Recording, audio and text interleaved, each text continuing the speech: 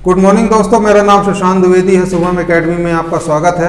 जैसा कि आप लोगों को मेरे द्वारा बताया गया था कि मेरे द्वारा आपको कॉम्पिटिटिव मैथ पढ़ाई जाएगी।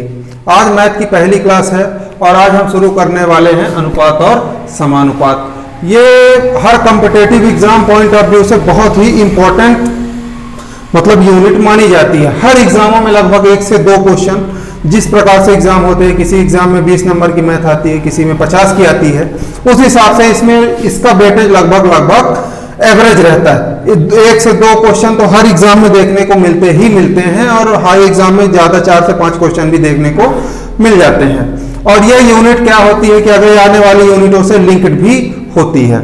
चलिए, तो आज अपन शुरू करते हैं अनुपात और समानुपात। देखिए, अनुपात और समानुपात शुरू करने से पहले कुछ इसकी हम बेसिक टर्मिनोलॉजी जान लेते हैं। जैसे एग्जाम में जब दिया होता है तो अपन शब्दों को पढ़ के समझ जाएंगे कहना क्या चाहता है। देखिए, आइए, सबसे पहले बात आती है अनुपात की। अनुपात किसे कहा जाता है? अनुपात कहा जाता है 2 सजातीय राशियों में जो संबंध होता है उसे हम अनुपात कहते हैं। मैं रिपीट करना चाहूंगा, 2 सजातीय राशियों में, सजाती मतलब दोनों समान हो, जो ये हो वही अगली वाली, उनमें जो संबंध होता है उसे अनुपात कहते हैं। इसका निशान क्या होता है? ये इसमें 2 बिंदी, मतलब ये अनुपात का चिन्ह होता है। इसके हटने पे बटे का चिन्ह आ जाता है। जैसे मान लीजिए a अनुपात b लिखा हुआ है, इसके हटने पे a बटे b हो जाता है। ये हो जाता है अनुपात। ठीक, उसके बाद बात आती है समानुपात की। समानुपात का चिन्ह होता है ये 4 बिंदी, और इसके जब जैसे मान लीजिए a अनुपात b है और b अनुपात c है, तो इसके समानुपात के हटने पे बराबर का चिन्ह आ जाता है। जैसे मान लीजिए a अपॉन b बराबर b अपॉन c। इसको इस तरह से भी कह सकते हैं, 2 अनुपातों में जो संबंध होता है उसे समानुपात कहा जाता है। जैसे a अनुपात b संबंध था, उसी के बराबर b अनुपात c, इसका जो संबंध है, इन चारों का जो संबंध होगा उसे a अनुपात b अनुपात c के अनुपात में अपन लिखेंगे। ठीक, अब यहाँ पे बात आती है अगली बात, अनुलोम। अनुलोम अनुपात का मतलब यह होता है, जैसे दो राशियों में जो संबंध है, अनुलोम मतलब अनुकूल उसके। अगर एक राशि बढ़ रही है तो दूसरी राशि भी बढ़ेगी। ठीक, जैसे a अनुपात a और b का जो संबंध है, a बढ़ेगा तो b भी बढ़ेगा। अगर a घट रहा है तो b भी घटेगा। समझ में आ रही बात? इसको डायरेक्टली प्रपोर्शन कहा जाता है, इसको प्रोपोर्शनल कहा जाता है इंग्लिश में। आगे जब मैं क्वेश्चन आपको कराऊंगा इसको मैं बहुत डिटेल से समझाऊंगा। और अगली टर्मिनोलॉजी आती है क्या? प्रतिलोम। प्रतिलोम मतलब क्या होता है? इंग्लिश में इसको कहा जाता है इनवर्सली प्रोपोर्शन। मतलब एक राशि अगर बढ़ रही है तो दूसरी राशि घटेगी। जैसे फॉर एग्जांपल क्या कहा जाता है? चाल। चाल का फार्मूला क्या होता है? दूरी बटे समय।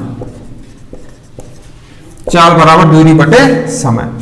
ठीक, अब इसमें क्या है कि अगर आपको कहीं जा रहे हैं, पर्टिकुलर दूरी तो फिक्स है, जहां जाना है, जहां से आपका स्टार्टिंग पॉइंट से एंडिंग पॉइंट तक की दूरी फिक्स है, उसमें अगर अपन चाल को बढ़ा देते हैं, मतलब स्पीड की मतलब क्या है? पहले अपन 50 किलोमीटर प्रति घंटा की रफ्तार से जा रहे थे, अब जा रहे हैं कितना? 60 किलोमीटर प्रति घंटा की रफ्तार से। तो मतलब चाल बढ़ी ना, 50 से जा रहे थे अब 60 से जा रहे हैं। तो स्वाभाविक सी चीज है, जब अपन अगर 50 से जो जा रहे थे, जितना समय लगने वाला था, अब 60 से जा रहे हैं, जब 60 किलोमीटर में 1 घंटा कवर कर रहे हैं अपन, तो समय अपने को कम लगेगा, मतलब जल्दी पहुंचेंगे। समझ में आ रही बात? मतलब समय घट जाएगा।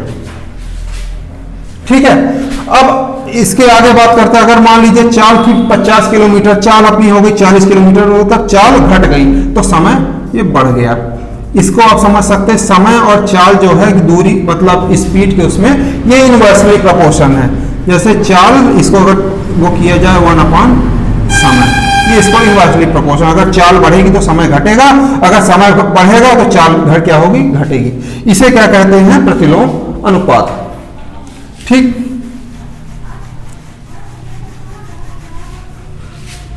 अब आती है क्या? वितता अनुपात की। वितता अनुपात की क्या होता है? यदि 3 राशियां इस प्रकार हो कि पहली राशि दूसरी राशि पर और दूसरी राशि तीसरी राशि पर क्या हो? अनुपातिक हो। जैसे मान लीजिए, जैसे पहली राशि है a अनुपात b और दूसरी राशि तीसरी राशि पर सी पर, ये अलग अलग दो अनुपात है। तो इसमें जो है तो बी तो कॉमन है। अब बी का जो वैल्यू होता है इन दोनों रेशियो में जो संबंध होता है उसे क्या कहते हैं, वितता अनुपात कहते हैं। एक राशि दूसरे पर निर्भर करती है, जो दूसरी राशि है वो तीसरे पर निर्भर करती है। यहाँ पे अपने को क्या चाहिए, तीनों का प्रपोर्शन, ये चीज ए अनुपात बी अनुपात बी, इसी को क्या कहते हैं, वितता अनुपात। ठीक, चलिए अब आगे अपन इसको डिटेल से समझते हैं, इसको बात करते हैं। क्वेश्चन के माध्यम से जब करेंगे तो काफी क्लियरिटी आएगी आप लोगों के क्वेश्चनों में। देखिए आज आप लोगों की कॉन्सेप्ट बेस्ड क्लास है।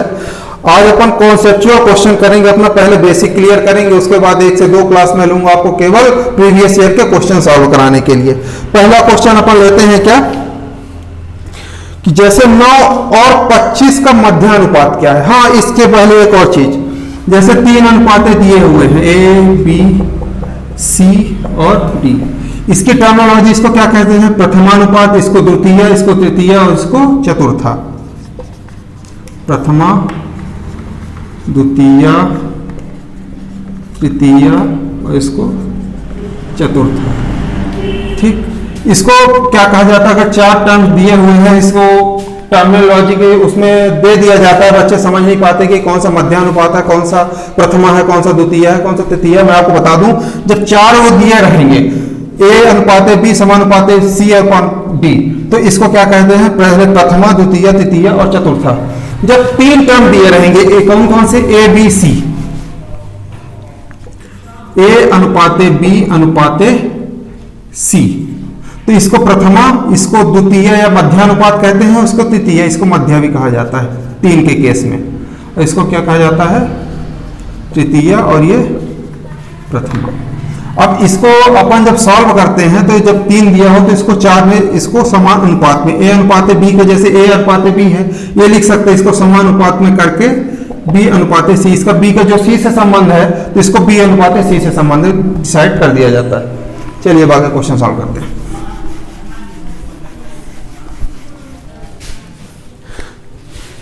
देखिए जैसे इसमें पहला क्वेश्चन है, क्या 9 और 25 का मध्य अनुपाती क्या है, क्या है 9 और 25 का मध्यानुपाती। ठीक, 9 और 25 का मध्यानुपाती क्या है। तो अब आप इसमें देख रहे हैं कि मध्यानुपाती पूछा, 2 टर्म दे रहा है, इसमें हमेशा से 3 टर्मिनोलॉजी होगी, ए बी और सी। इससे ए अनुपात बी अनुपात सी, समझ में आ रही बात। अब ये हुआ इसका मध्यानुपाती, और ये प्रथमा और तृतीय दिया हुआ है, मतलब क्या है, अब ये मध्यानुपाती अपने को पूछा जा रहा है, तो इसको अपन मान लेंगे क्या, 9, इसको मान लेते हैं अपन x। इसको सॉल्व करने के लिए क्या कर लेंगे, x 25। ठीक, अब ये मध्यानुपाती है, जब 2 है तो उसको 3 के टर्म में, समानुपात के टर्म में इसको परिवर्तित कर लेंगे। तो इसको जब करेंगे तो 9/x = x अपॉन 25, तो इसका क्रॉस मल्टीप्लिकेशन हो जाएगा, x स्क्वायर = 9 × 25 बराबर 225, तो x बराबर 15। ठीक, देखिए इस तरीके से अपन इस क्वेश्चन को सॉल्व करेंगे। इसी में एक और क्वेश्चन लेते हैं, जैसे चतुर्थानुपात वाले 4 अनुपातों में क्वेश्चन पूछ लिया जाता है। 4 अनुपातों में जैसे क्वेश्चन पूछ लिया जाता है, क्या पूछ लिया जाता है, जैसे क्वेश्चन कहाँ गए,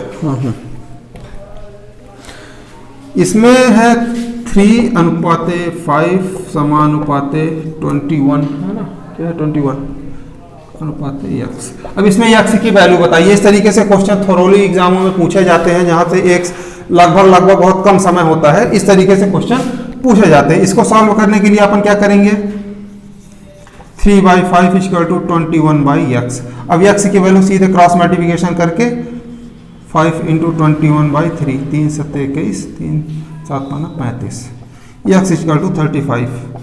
अब आप देखेंगे इस कॉन्सेप्ट को समझने के बाद कि आपको इजीली क्वेश्चन सॉल्व हो रहे हैं। चलिए आज के लिए इतना ही रखते हैं, आगे कुछ और क्वेश्चन मैं इसी पे बेस्ड लेके आऊँगा आपके लिए कल की क्लास में। तो चलिए धन्यवाद, चैनल को सब्सक्राइब कीजिए।